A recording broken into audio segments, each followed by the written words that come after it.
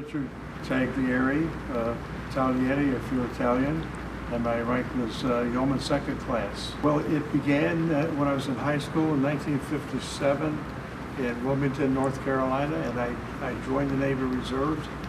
And I had several influences to do that. You know, in the Cape Fear River, at that time in the early 50s, they still had miles of ships and mothballs from the war.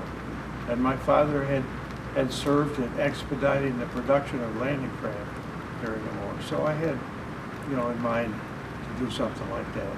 So I did. I joined the Navy Reserves. I went to Camp Lejeune for my first physical.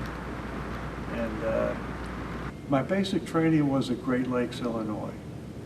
And I remember that was the first time I was ever in an airplane when I went from Wilmington, North Carolina, to Great Lakes. And our first stop actually was in Myrtle Beach, South Carolina. I thought, well, that's a little off the route, but and so then we went to Great Lakes and talk about doing what somebody else wants you to do. That was even more so in basic training.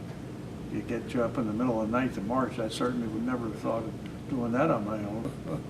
They get you putting out fires and as a drill, as training, and going in a room full of smoke or so on.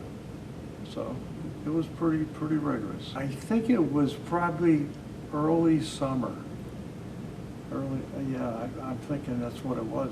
And it makes me think of something too. The day before I went, I had an ingrown toenail, and the day before I had surgery on that, so that did not enhance my marching skills very much. Kind of bad timing.